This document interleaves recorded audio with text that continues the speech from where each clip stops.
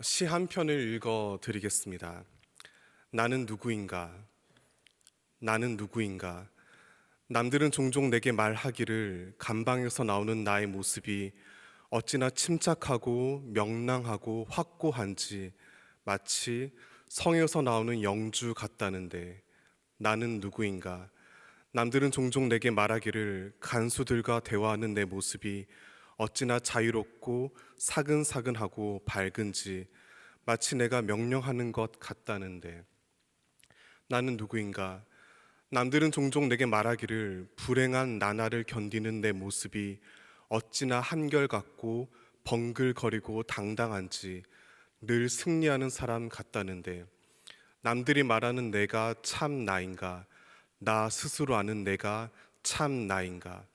세상에 갇힌 새처럼 불안하고 그립고 병약한 나, 목 졸린 사람처럼 숨을 쉬려고 버둥거리는 나, 빛깔 같고 새소리에 줄이고 따스한 말과 인정에 목말라 하는 나, 방자함과 사소한 모욕에도 치를 떠는 나, 좋은 일을 학수고대하며 서성거리는 나, 멀리는 벗의 신변을 무력하게 걱정하는 나, 기도에도 생각에도 일에도 지쳐 멍한 나, 풀이 죽어 작별을 준비하는 나인데 나는 누구인가?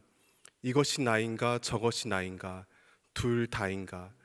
사람들 앞에서 허세를 부리고 자신 앞에선 천박하게 우는 소리 잘하는 겁쟁이인가? 내 속에 남아있는 것은 이미 거둔 승리 앞에서 꽁무니를 빼는 폐잔병 같은가? 나는 누구인가? 으스스한 물음이 나를 조롱합니다. 내가 누구인지 당신은 아시오니 나는 당신의 것입니다. 오 하나님. 이 시를 아마 한두 번쯤은 들어보셨을 겁니다. 어쩌면 식상할 수도 있습니다. 하지만 설교 준비를 위해 다시 소리내어 읽으며 새삼 가슴이 먹먹해지는 것을 느꼈습니다. 올바른 자기 정체성은 다른 사람들이 바라보는 나 혹은 내가 생각하는 나가 아닌 하나님의 소유임을 새삼 절절히 깨달았습니다. 사람들은 저마다 나라는 이름의 배를 타고 인생을 헤쳐갑니다. 하지만 정작 나라는 그 배의 뚜렷한 실체를 잘 모릅니다. 그저 막막함과 불안함을 가지고 항해를 이어나갑니다. 때문에 어느 노래 가사처럼 내 안에 숨거나 나에게 속으며 살아갈 때가 참 많이 있습니다. 그런 까닭에 나는 지금 어디로 가는가를 묻는 것 못지않게 내가 누구인지를 쉬지 않고 질문하는 것이 인간의 자연스러운 본성입니다. 따라서 이 질문에 대한 정확한 답을 깨닫고 내면 깊이 간직하는 것이 매우 중요합니다. 그렇기 때문에 사도 바울은 아들처럼 아끼고 사랑하는 디모데에게 편지를 쓰며 그 끝 무렵에 너 하나님의 사람아라고 불렀습니다. 여기서 유념해야 할 점은 이러한 호칭을 듣는 디모데가 주님을 모르는 불신자가 아니라는 사실입니다. 오히려 그는 바울의 뒤를 이어 에베소 교회를 섬겼던 신실한 목회자입니다. 자신이 하나님의 사람이라는 사실을 디모데가 이미 그 누구보다 잘 알고 있었습니다. 하지만 그럼에도 바울이 엄숙하게 강조하는 까닭이 있습니다. 이것은 거듭 들어야 할 복음이기 때문입니다. 사랑하는 성도 여러분, 우리 자신이 하나님의 사람이라는 진리를 항상 마음 깊이 새기시길 바랍니다. 너무나 뻔하게 들릴지라도 이 복음 안에 담긴 놀라운 은혜를 끊임없이 명심해야 합니다. 여기에 진정한 정체성이 있습니다. 존재 근원이 주님께 있음을 온전히 믿고 고백해야 합니다. 우리가 당신의 소유가 되도록 자기 생명을 모두 내던지며 예수님이 안겨주신 사랑의 무게를 묵직하게 받아들여야 합니다. 지금 처한 상황과 겉모습에 속지 말아야 합니다. 그 모두와 상관없이 내가 얼마나 귀하고 소중한 존재인지를 날마다 변함없이 고백하시기를 진심으로 소망합니다. 또한 하나님의 사람이라는 이 귀중한 정체성에 담긴 막중한 소명을 깨달아 아시길 바랍니다. 성도는 온 우주 가운데 유일하게 찬양 받으실 진정한 왕이자 영광의 주님께 속한 사람들입니다. 따라서 다른 힘과 권력을 숭배하는 사람들이 결코 아닙니다. 우리는 헛되고 헛된 성공과 풍요의 사람이 아닙니다. 인기와 명예의 사람도 아닙니다. 온 세상을 구하시려 아들을 내어주신 하나님, 십자가의 처절한 실패와 절망을 부활의 생명과 희망으로 바꾸신 하나님, 당신 나라를 이 땅에 이루어 가시는 바로 그 하나님의 사람인 줄 믿습니다. 바울은 이와 같은 하나님의 사람인 디모데를 향해 다시 오실 예수님의 이름을 걸고 단호하게 명령합니다. 본문 11절 12절 다시 한번 다 함께 읽겠습니다. 오직 너 하나님의 사람아,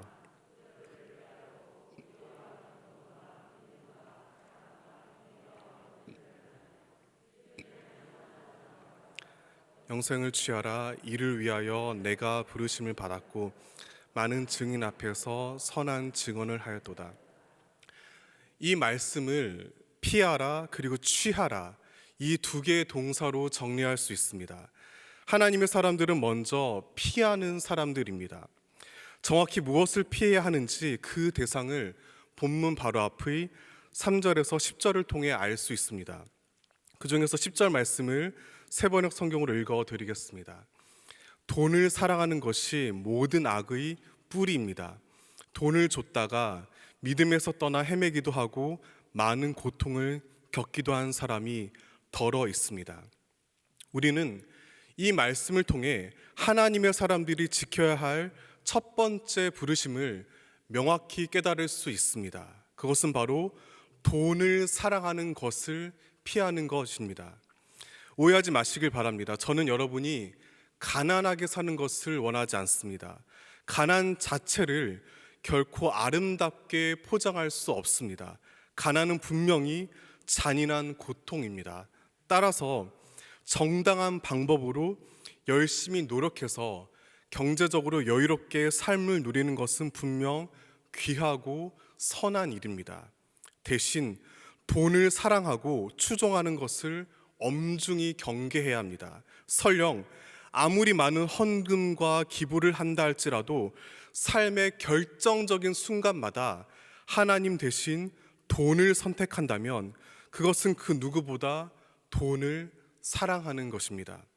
필요 이상으로 지나치게 많은 돈을 움켜쥐기 위해 다른 사람들을 짓밟으며 심지어 신앙마저도 이용하려 든다면 그것은 다른 그 무엇보다 돈을 따르는 삶입니다. 따라서 성도는 지나치게 소유에 연연해서는 안 됩니다. 가난한 이웃들을 위해 나누는 일에 인색하지 말아야 합니다. 그러나 연약한 인간은 자기 손에 돈을 들고 있으면서도 그 돈에 이끌리지 않고 살아가기가 너무나 어렵습니다. 돈뿐만이 아닙니다. 돈은 탐욕을 대표하는 상징일 뿐입니다. 세상에는 권력과 명예를 비롯해 우리를 유혹하고 굴복시키려는 죄악이 흘러 넘칩니다. 그 모두를 단호히 물리치는 것은 무척 힘든 결단을 요구합니다. 본문 12절에 기록된 바와 같이 그것은 곧 믿음의 싸움이기 때문입니다. 그런 까닭에 하나님의 사람으로서 행해야 할 두 번째 명령에 귀 기울여야 합니다. 그것은 바로 영생을 취하는 것입니다. 여기서 영생은 흔히 오해하듯이 단순히 무한하게 긴 생명을 뜻하지 않습니다. 마침 우리는 담임 목사님께서 강의하신 울림과 어울림을 통해 이미 배웠습니다. 성경이 말하는 영생은 풍성한 생명의 시간을 가리킵니다. 새로운 세대에 속한 참 생명을 의미합니다.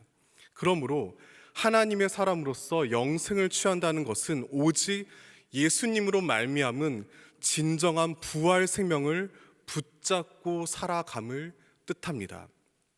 더 구체적으로 생명의 영이신 성령님과 함께 호흡해야 합니다. 주님께서 본을 보이신 대로 이 세상과 전혀 다른 삶의 방식을 지켜가야 합니다. 관련해서 소개하고 싶은 영화 속 한 장면이 있습니다.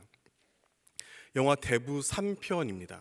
주인공은 악명 높은 마피아 보스입니다. 그는 고위 정치인들은 물론이고 가톨릭 대주교까지 포함한 비리 문제에 복잡하게 얽혀 있었습니다.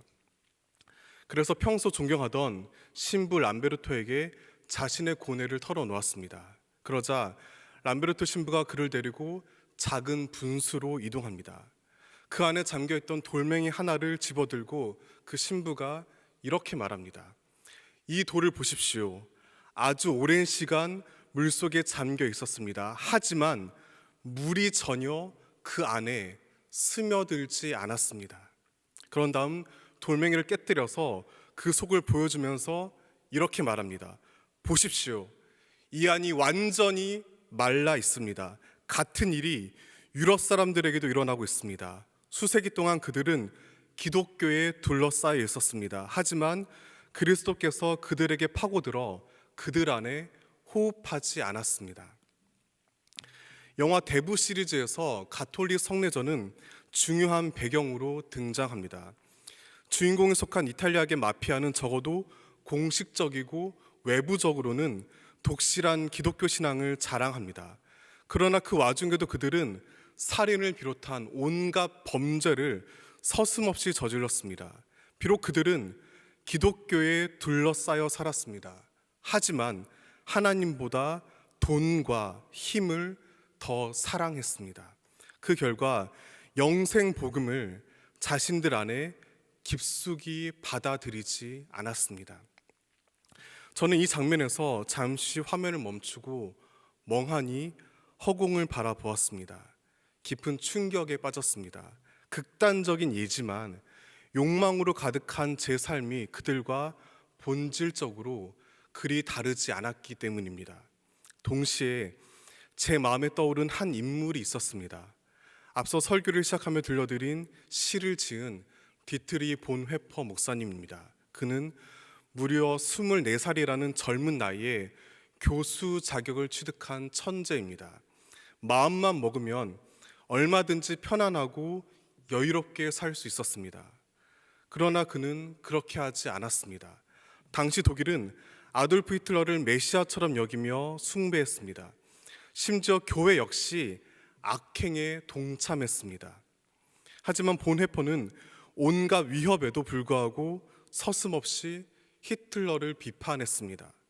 미국에서 안전하게 피신할 기회가 있었음에도 과감히 포기했습니다. 끝까지 고난을 함께 했습니다. 그러다 사형당하기 불과 몇 달 전 감옥에서 나는 누구인가라는 제목의 시를 지었습니다. 거기서 그는 나는 당신의 것입니다. 오 하나님이라는 위대한 문장을 남겼습니다. 어떻게 이런 고백이 가능할 수 있었을까요? 그가 탐욕을 피하고 영생을 취한 하나님의 사람이기 때문입니다. 예수 그리스도의 십자가와 부활에 담긴 참 생명의 진리를 온 마음 다해 붙잡았기 때문입니다. 그 결과 보네포는 어둡고 어둡던 시대에 하나님의 사람만이 밝힐 수 있는 영롱한 빛을 온 땅에 드러내 보여주었습니다. 그 덕분에 사람들은 복음이 지닌 희망을 포기하지 않았습니다. 절망을 딛고 일어나 생명을 향해 나아가는 길을 그를 통해 다시금 발견하였습니다. 유럽뿐만 아니라 전 세계 교회가 보네퍼를 20세기 가장 위대한 순교자로 기억하며 진심으로 존경하는 이유입니다. 사랑하는 성도 여러분, 너무 비장하게 듣지 마시길 바랍니다. 보네퍼 같은 위인이 되어야 한다는 말은 결코 아닙니다. 대신 우리가 받은 구원의 의미를 말씀 가운데 돌아보시길 바랍니다. 그리스도인으로서 하나님의 사람으로 부름받은 소명의 깊이를 헤아리시기 바랍니다. 주님께서는 단순히 교회 안에 많은 사람들을 끌어모으고 기독교라는 제도 종교의 힘을 늘려서 권력을 휘두르게 하려고 죄인을 구하지 않으셨습니다. 참된 왕이신 하나님의 다스림을 믿고 당신의 진정한 능력과 영광을 바라보길 원하십니다. 비록 소박하지만 의연한 일상의 헌신을 통해 주님 나라를 이 땅 가운데 넓혀 가도록 당신의 자녀들을 일으켜 세워 주셨습니다. 마침 지금 이 시간 제18기 전도훈련학교 수료 예배를 드리고 있습니다. 1단계 5명을 비롯해 총 14분의 수료생들께서 지난 한 학기 동안 복음의 의미를 함께 진지하게 살펴보는 시간을 보냈습니다. 동시에 열심히 전도하는 경험이었습니다. 무엇보다 하나님의 사람으로서 자신을 돌아보는 과정이었습니다. 이를 위해 분주한 사업과 가정 환경에도 불구하고 성실하게 훈련에 임해 주셔서 무척 감사드립니다. 그리고 훈련생들을 섬기느라 참 많이 수고하신 임원과 훈련자분들께 진심으로 또한 감사드립니다. 그 모든 헌신 역시 하나님의 사람으로 되어가는 귀한 여정입니다. 주님께서 분명 기뻐하실 줄 믿습니다. 이와 같은 전도훈련학교의 성도님들을 초대합니다. 이후에 진행될 수료식 간증을 들어보시고 마음에 울림이 있으시다면 19기 훈련에 함께 하시기를 적극 추천드립니다.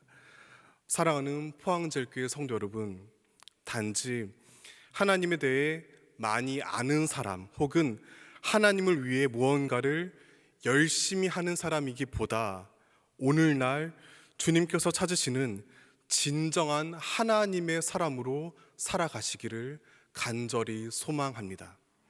그 위대한 소유격의 사랑 안에 온 마음 다해 안기시길 바랍니다.